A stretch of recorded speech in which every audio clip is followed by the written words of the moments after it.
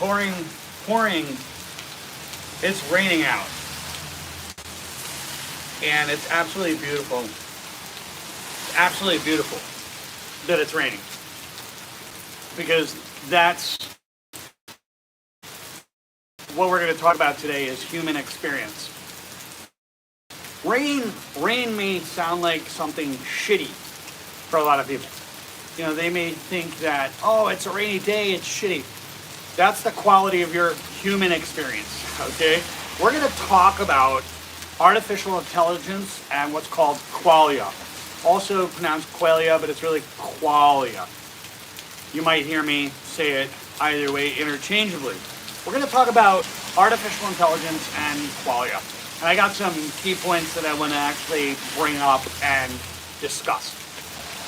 I myself have been working in technology for close to 30 years or more. I've been studying technology since I was a child, going back into 1976 and 1977. All right. Now I'm going to enjoy this rain. Other people may say, "Oh, it's a shitty experience." But here's the thing: as human beings, we get to experience the good and the bad. That's the thing. We get to appreciate all sides. We get to experience that. So the very first thing that I want to share is that artificial intelligence does not experience qualia. What is it? First of all, let's break it down. What is qualia? The best way I could put it is first person experience. It is your first person experience. Right now, experiencing this rain, this is a first person experience. You can experience that. I can. Here I am. I'm experiencing it at the moment. So AI can't experience what this day is, whether it's bad or good. It cannot experience it. It could try to logically explain it, but it cannot solve the hard consciousness problem. Most people hear the word consciousness and they run because they don't understand. It connects to your experience. You can think of like consciousness as like your brain with a camera experiencing life as it is, as it's happening, as it's unfolding. It's a great way to explain that. Okay, is that your brain is taking life through the five senses. Really straightforward, really simple. So the hard problem of consciousness is that AI will never be able to experience. Never. It will not be possible. It'll help our lives. It'll be a tool. It's a tool. Let's get it straight. It is a neutral tool. It's a tool that's neutral. It's not good. It's not bad. Because it's all based on the intention that you actually put behind it. Let me explain. I'm going to give you a simple answer. If I take a knife and I put it on the table in front of you, you have a few choices that you can do. It's all based on your subjective experience. And quite honestly, there's three choices you can do. It's not the only three, but it's for starters. You can cut your food with it. You could use it as a tool. If you're a surgeon and it's a scalpel, then maybe the intention to actually perform surgery and heal somebody. And then finally, last but not least, you can straight up murder a human being. You can kill somebody. Now, the point I want to bring out is what is guiding that experience is the intention. That's what it is. People say, oh, money is bad, money is good, money is evil, money is that. You know, the knife is not bad, good, or evil. It's the intention that is behind it. That's what matters. Is that we as human beings learn to control our impulses and learn to guide our intentions into the right space. When we speak to people, when we deal with people, how we manage life, how we get through life, you get the idea. So the hard problem of consciousness is that AI will never understand human consciousness. We have to take it upon ourselves to have an identification or understanding of intention. That intention comes before action, period. That's the best way I'm going to lay it out to you. Intention comes before action. And that knife can be used for harm, it can be used for good, but at the end of the day, it's still up to me. It's neutral. The knife does nothing when it's resting on the table. The moment it comes in my hand, I get the free will and choice and the intention to put behind it. Period. That's how that's going to go down. Now, the hard problem with human consciousness is that obviously AI will never be that. But here's the key point I want to bring to the table. AI cannot experience humans' experience unless they start to plug us in. When they start getting to a point where technology is embedded within the brain or connected to us in some way, shape, or form, then they might bridge that gap, but I think it's going to be extremely hard, maybe even impossible, to get a piece of technology to actually feel. And I think that it's not going to happen. I really do. I just think that the human nature is so intricate and so fine-tuned that we may not ever get there. And if it does get there, it could be the death of us all. You know, and it's not to throw down ideas or fearmonger or scare people. If it gets to that point, it could get ugly. Things could get really ugly. I'm not saying it's going to, but I am saying if it does get there, it's going to be a bad thing. So, with computers and AI, it can simulate qualia, but it cannot experience. It can simulate. That's the difference between simulated qualia and real qualia. Right now, I'm experiencing this, and you know what? It feels good. Like, to actually have rain, it feels good. It feels great. It's up to me to interpret this experience. And in regards to the qualia that's here, our experience, it's up to me to determine that. This is reality. Interpretation is not reality. My interpretation of reality is reality. You know, people say, that goes with that quote of, when they talk about reality, you know, they say, in a nutshell, that reality is, I'll see if I can put it, like, I'm having an issue fumbling with the words, and you know what? It's because the quote right now is totally eluding me. I'm going to be honest and real with you.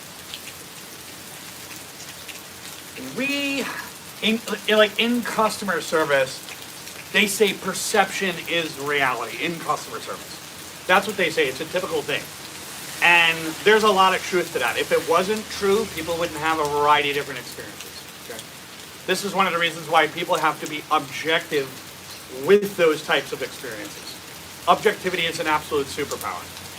Perception is not reality. The interpretation of perception is reality. That's what I'm really trying to say. And it can help us, AI can help us develop new perceptions, new points of view. Because it's up to us to absorb stuff. We can kind of control what comes out. A better quality question gives you a better quality answer, and if you ask the right questions, you can actually get the right answer. That's the straightforward, most important thing you can understand. So AI can simulate qualia, but it cannot be qualia. It cannot experience what I'm experiencing in this brain right now. Now, I'm hoping my phone doesn't get wet, but you know what? I don't really care at this point, because I'm having a good time. Now, qualia is subjective experience. That's what it is, subjective experience. That your experiences are going to be different than mine. And when we look at, let's say, people that go through war, there's people that have different subjective experiences. One person will come out and say, oh, war is the worst thing, and the other person says, you know what, it's not the worst thing. Because their experiences are entirely different. When we look at things objectively, we start to see all sides. And as human beings, the internet has a tendency to perpetuate that subjectivity. You know, there's echo chambers out there. The echo chamber is like, your limits of information. You got a limit of here, a limit over here, and if you only keep your brain in between those two, it's like people that are super hyper opinionated and they only stay with their perception in this zone. They don't really go above and beyond the edges or confines of their perception, the confines of their belief. They don't. It's important to be objective and go outside of that to see the big picture in life. So this is what people experience. It's like living in a bubble. When people are living in a bubble, it's like they're living according to the limitations of their subjective experience. They're not becoming objective and stepping outside of the boundaries of where they are. So they live in a bubble. Gabor Mate talks about this. Like, he even said it to an audience member. It's like, you are living in a bubble, you know? And he had to lay that down because the reality is connected to how you see the world, how you see it. So we know that the subjective experience is all a part of it. We know that inner awareness, and this is a word that's flown around in yoga a lot. Conscious awareness and inner awareness is that awareness that's inside of you, that you are living, breathing human being, and you're having an experience. You're experiencing life. And that is crucial, absolutely crucial to have that experience. And qualia is also conscious sensations too, like, for example, the smile on a baby's face and a hug from somebody. There's sensations involved. And those conscious sensations are part of qualia. AI cannot produce that. It can't. It cannot produce the color red and how you feel about the color red. You know, if you read a piece of poetry and you start crying on the inside, like, it can't really put its head around that. Not yet. We're not there yet. Okay? Now, let's talk about conscious awareness, you know, and inner awareness. When people are going through life on their patterns, on their punch in, punch out way of life, you know, they're just going through the motions. I call it living by default. They're living by default when they just keep doing the same things every day. They become a creature of habit and they just keep running the same patterns. They don't realize that your thinking is a pattern, your behavior is also a pattern. And people are running the same exact patterns all the time. AI can actually help us break those patterns when we start to utilize it in a way that helps us break those patterns. But in order to break those patterns, you first have to develop a level of self-awareness. You have to be aware. Like, if you have like a cigarette addiction and you don't believe that you have a cigarette addiction, then you're not aware of that. When you become aware of that, and when your desire wants to break that, then it will change.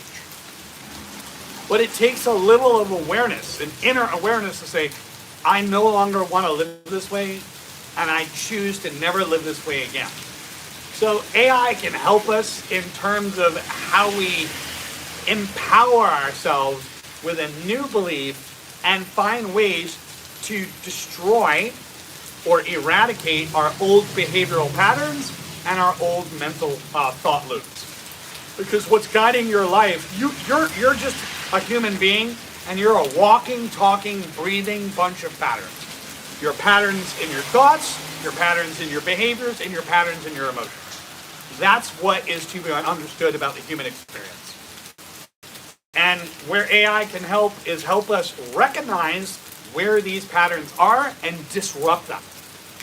You can start forming new systems, because AI is a system and you can use it to move in new directions. It's very powerful.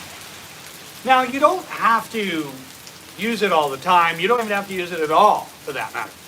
But it is like that knife. That knife could be used to stab somebody, could be used to cut a steak, could also be used to perform surgery and heal. But it is up to me at the end of the day how that's to be used and understanding how to control human impulse.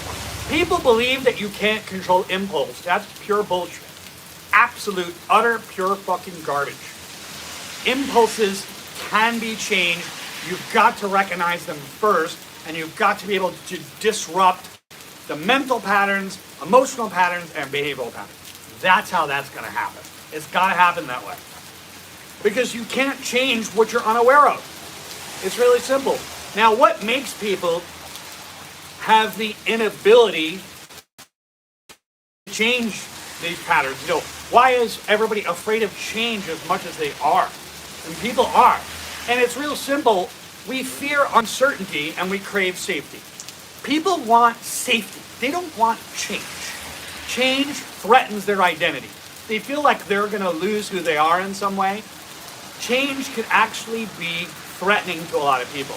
This is why cultivating emotional flexibility allows you to deal and cope with the changes in life. Life is not going to be smooth all the time, although there's people that will perpetuate that mindset.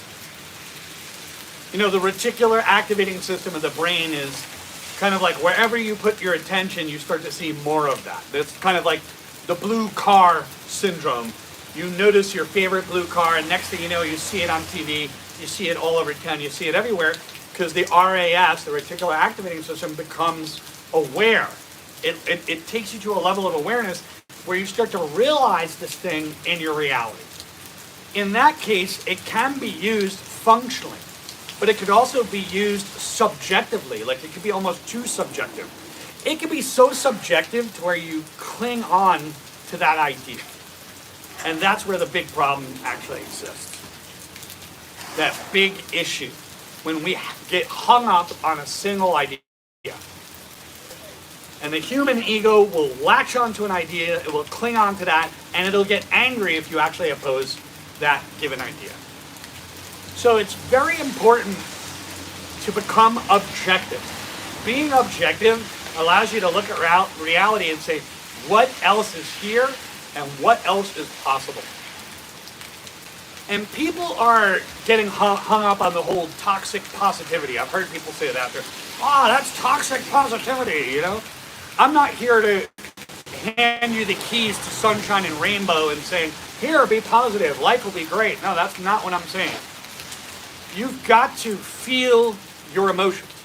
You can still become positive, but you've got to be able to process your emotions before you move over to positivity. If you're a person that thinks I'm just going to hand you the keys to sunshine and rainbows and stay positive, that's not going to happen. You have to be able to process your feelings. Your mental health is your responsibility. It is absolutely your responsibility.